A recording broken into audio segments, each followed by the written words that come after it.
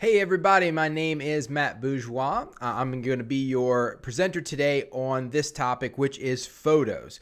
Yearbooks are full of photos, and if you're not prepared for the amount of photos and where those photos are coming from and where those photos are going to go, you are going to feel photobombed, which is why we have the title that we do. My name is Matt Bourgeois. I'll be your host down on the bayou. I'm looking forward to it, so let's go. So today we're going to talk about three main ways that most schools store their photos. So if you're a new advisor or you're new to this school and you have to look at the three main ways, I'm just going to point them out to you because you may be able to shift. If not this year, then maybe in the future you can shift to a new way to store your photos, okay? And then we're going to talk a little bit about organizing photos and then maybe a little bit about sorting photos. The three main ways is your cloud service, your server service, or old school external hard drive.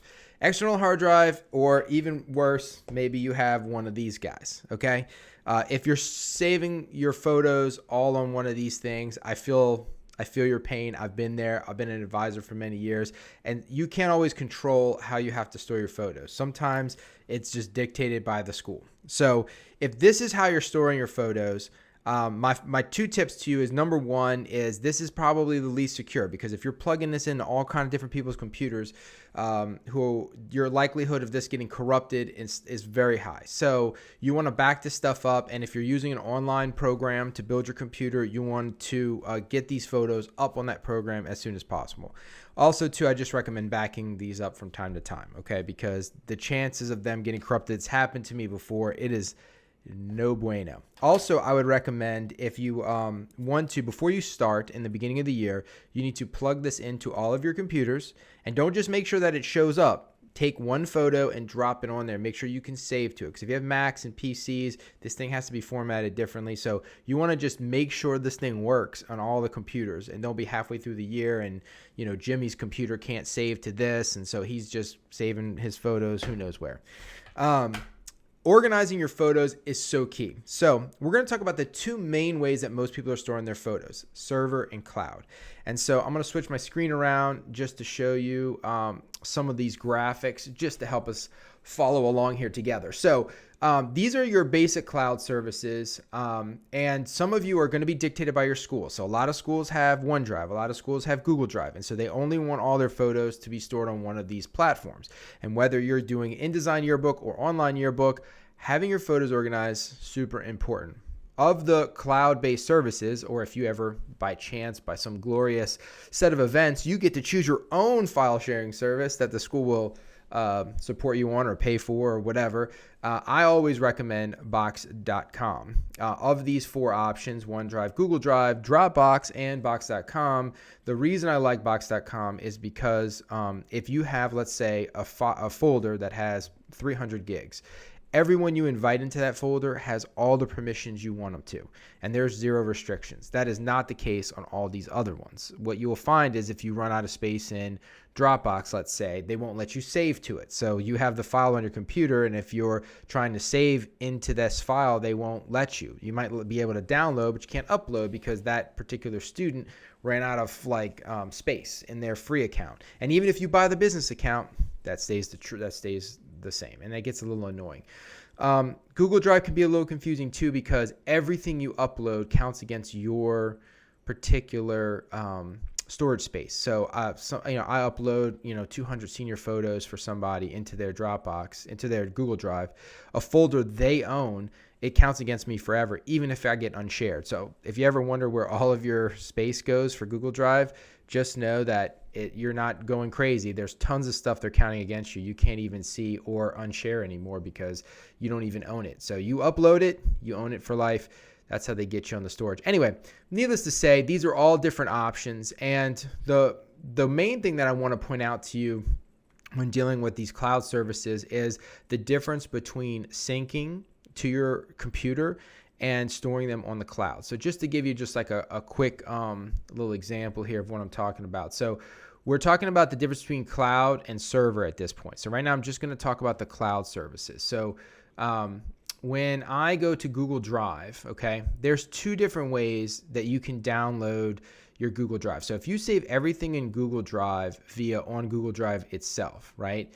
Then basically what that means is that you're going to go to, let's say I come here and I find this is me, and I go to Google Drive, and whatever photos or stuff that I have are going to be saved, like, in this particular Google Drive account, and that's how you would find it. You have stuff that's shared with you, so like people outside have shared stuff with you, and then you want to move that into your into your My Drive. You can, that's basically how you do it. You can move it into your My Drive. This is add shortcut to your My Drive. All right, let's see here. So that's your My Drive. All right, so not to get too confusing here on you, but obviously you can save stuff into your My Drive. But what I like to do, and this is just me, if you have the space, I like to download this program called Backup and Sync. Now, just to tell you the quick difference, up here at the top of my computer, I have the program here, Backup and Sync. It is different than the program known as Drive Stream. And these technologies do exist for all of your cloud services. So whether it's Box.com, whether it's, see, now I'm forgetting, OneDrive or Dropbox, all of these different ones have these two technologies, syncing option and a Drive Stream option, okay? And they are just a little different. The main difference is one actually saves to your computer, and one is just sort of it looks like it's on your computer, but when you double click it, it sort of downloads in the background, which is kind of how it works with, like if you're familiar with iPhotos or even Google Photos app on a computer, it's storing it on the cloud, but you can see it when you double click it on your computer. Well, if you're using InDesign and you're placing your InDesign photos from Google Drive or any of these cloud services, I recommend you use the Sync program and not the Drive program, okay? Drive Stream.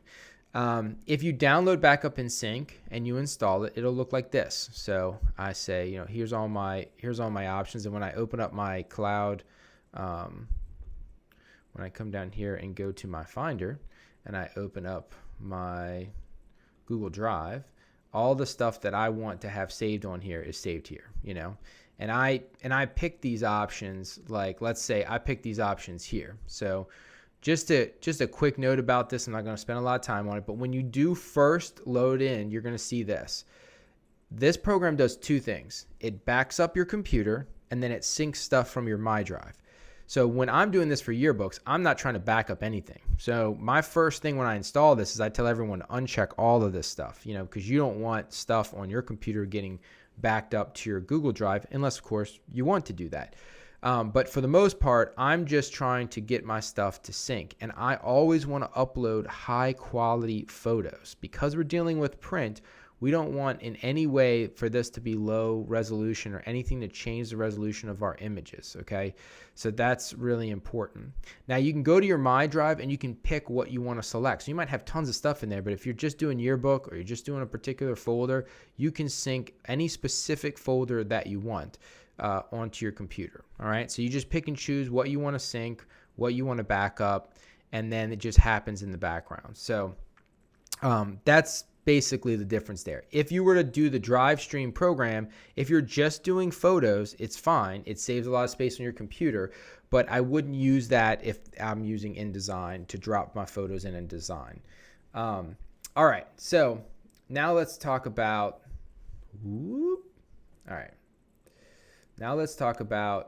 server, okay? So if you have a server, basically that means that you can only access your computer on your computer. You click on your Finder or your Windows computer and it'll be over here, the little, whatever the name of the drive might be for you to access your yearbook files and your photos, and they'll be there. But you can't access that when you leave the campus. So you might even have a laptop, but as soon as you leave the campus and you're no longer on the Wi-Fi, you can no longer access your server. Now, some people might have a server you can access whatever. That's up to your IT guy. But at the end of the day, the server, for most schools, you can only access it when you're there. So people that want to work from home end up copying tons of files and bringing them home, and then you start that whole duplication of file thing, which can be a little confusing. In this case, if you're sorting your photos and you're using and you're using your server, you just need to take photos, and as soon as you get back to school, you need to, of course, upload those photos into the drive. Now, real quick, I'm just going to show you an example of some photo organization and how I recommend you organizing your photos, okay? Now, whenever you go into somebody's folder, so I'm going to go ahead and open Bridge for this. Now, I'm using Bridge is like the same thing as Finder. So if I was on a Windows computer, I would open up Bridge, same way. It would look like exactly the same, but instead of using this smiley face guy, you use the little manila envelope symbol, which is known as File Manager. No one ever calls it that. But anyway, so you open up your File Manager and you see your favorites and your drives and all that other stuff in a Windows computer. And you would access the same. So if you had a particular Google Drive or whether you're using Box Sync, I got both of those used here. However you have your photos synced, this is how you could, organize them and mess with them. If you just put them online, you have to actually go to the online server and you have to actually access your MyDrive via the website in order to upload things. But don't forget that at the end of the day, if you're using a cloud service, your main goal is going to be to get those photos onto the place or in a place where you can use it in your yearbook, which means that if it's InDesign, you have to download it to a computer anyway, or if it's or if you're doing an online program, you have to upload to that online program anyway.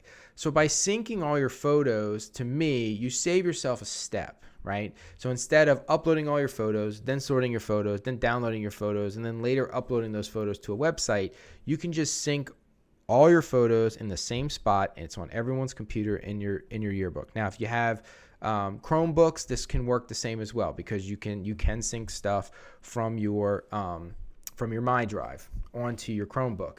And so this is a way to kind of keep all your yearbook files in one spot, and then from there you can upload straight into your yearbook program instead of keeping them on a cloud service, then downloading them and then uploading them into your cloud service, okay?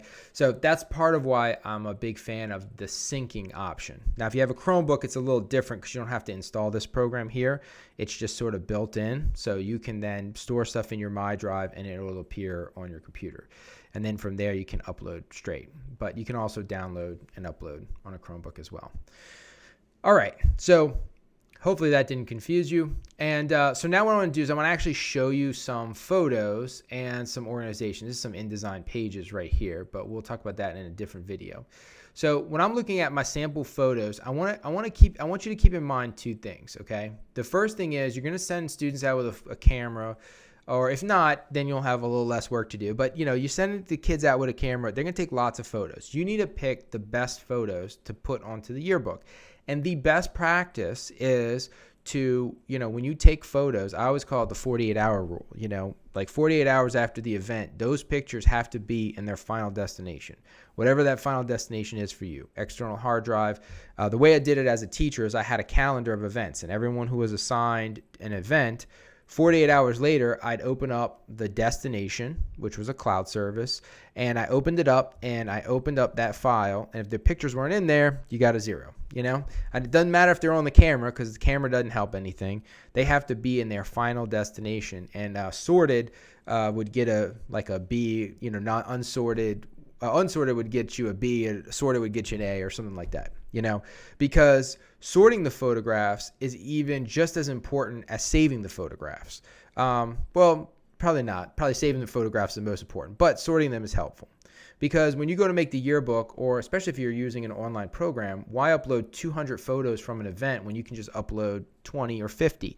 You might only need 6 or 10 of those photos, but we don't need 200 photos from one event when, let's take 50. Let's take an extra 20 on top of what we're going to use. So sorting the photos can be really helpful. The two things, and this is for newbies, everybody's got their own opinions about photos, what makes good photos, but just keep in mind there's two main types of photos, right? I always call them the pose shot. That's where you just smile at the camera.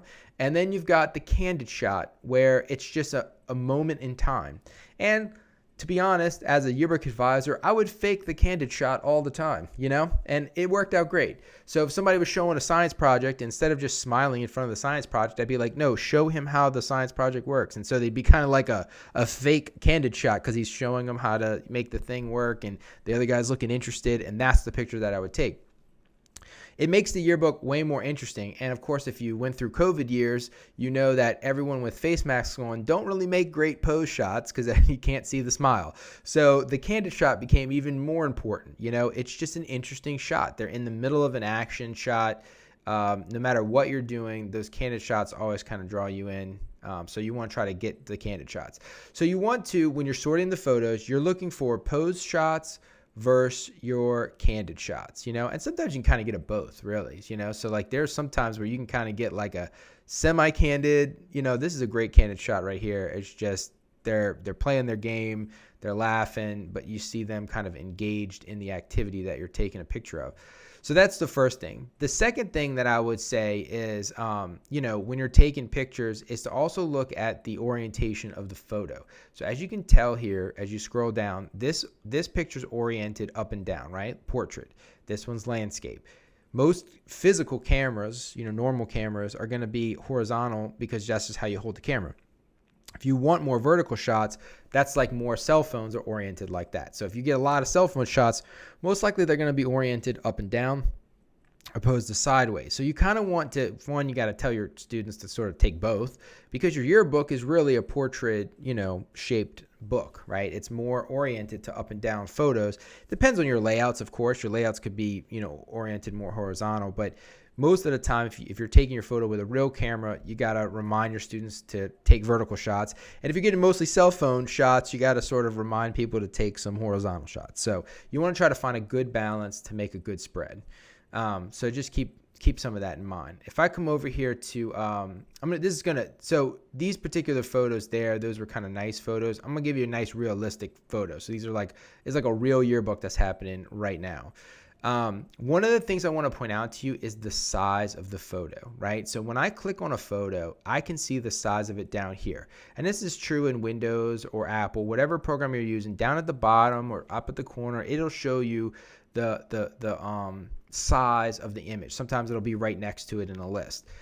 Somebody emails you photos. This is something to keep your eye on, okay? Now it's not, it's not the rule on good photos, but this is a great way, if you don't know much about photography and all that other stuff, is look at the size, okay? 1 megabyte, MB, is 1,000 KB, all right?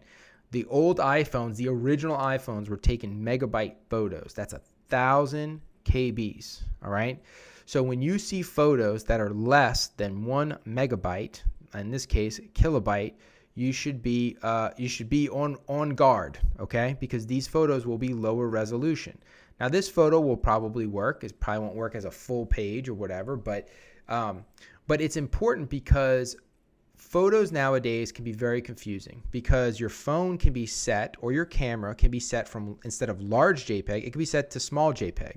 Why would you want to set your phone to small JPEG? Well, it takes up less space, and everything looks good on Facebook, Instagram, and Snapchat. And in fact, social media companies downgrade the size of your photo before you post it, because not to get super technical, but they only need a couple, like 72 little dots per inch to make a photo look really good on your phone. But when we print, we want just a minimum of 300 dots per inch. That's what makes good quality printing. And in fact, a lot of paper can actually hold more dots per inch. Some of our presses can do up to 400 dots per inch. So my point is that you just want the highest quality photo. And nowadays, in my opinion, of course, is that no one wants to see low resolution photos. I mean, if you're printing photos, it's because we want to see good photos. And even though everyone's carrying around awesome cameras in their pockets, it's still harder today than ever to get good quality photos, because as soon as somebody takes a screenshot of a photo or sends you a text message of a photo, or, all of these different ways, cell phone companies, all social media, every website, I mean, you download stuff off the internet, you're 9 out of 10 times getting a small version of that file. And I'm going to give you a perfect example. You see right here this folder called NOLA.com. Obviously, it's a particular company, and they often will give their photos to schools to use with a photo credit, of course. But when you get them, if you don't get the original photos and you just go to the website and copy them, you get this right here. See that 162 KB, 172 KB. These are professional photos, 97 KB, 159 KB. These photos are terrible. When you go to print this photo, it is fuzzy. Look at all those fuzzy dots. You don't want that. That's fuzzy. That's what it's going to look like. It is going to be fuzzy. And even though, if you make it nice and small, you might say, okay, well, that particular photo doesn't look so bad, whatever. It's an action shot. Every time you screenshot, download off the internet, keep that in mind. You're getting a shadow of the original photo. So we want the real photo. So these are megabyte. These are 3 megs in size. You might have 16 megs, 10 megs, 8 megs. And you can have like huge photos, but you want at least megabytes. And cell phones will be taking 2 and 3 megabyte photos. So keep that in mind. That's just like my personal suggestion. So the main things that I wanted to stress there is you need to pick a way you're organizing your photos. You pick that organization and you stick to it. You don't just want to take every photo a kid makes. So for example, you want to take the 200 photos they took and you want to take the 50 best, okay? You might only need 10 or 15 photos, but get extra photos is fine, but limit it a little bit, because if not, you're going to spend all your time uploading all these photos to the cloud or to wherever you're going to use them, and it becomes a little overwhelming and you waste a lot of time doing that. So my suggestion is you store all your photos in one spot and you sort them so that you have only the best, and then you upload those or move those to the place you're going to build your yearbook. So it's a lot to consider. I mean, even just talking about like one of the biggest pet peeves when I was an advisor was people taking photos and then not deleting the card. I had this like you had to delete the card thing, which I know some people actually go the whole year and they never delete their SD card inside their camera because they don't want to lose that particular image, So I suggest just getting those photos off that camera as fast as humanly possible, save them in a safe space and organize them, because before you do anything else in your yearbook is just a bunch of photos. I mean, some people, they pride themselves in captions and stories, but if you're a new advisor, there's a lot of stuff you can fix towards the end of the year. The one thing you can't fix is you can't make up a photo. And if all you have is low resolution images, then you're stuck to just try to make that work. And that's going to not look good. So if you have the good photos and you have your photos stored and organized, then whatever other problems come up, and there will be problems come up, it will be easier to fix. You can make a yearbook with any if you got the photos, you can make a yearbook in a short amount of time. You can make pages like that, but you can't make pages if you don't have photos. And that's one of the biggest issues. And if you're relying on other people to send you photos, that's great, but I say 48 hours. I promise you, every month that goes by, those photos are harder to get, no matter who took them on your campus. And if it's May and you're like, you know what, I'll get those photos in August when we come back next year and finish up the yearbook.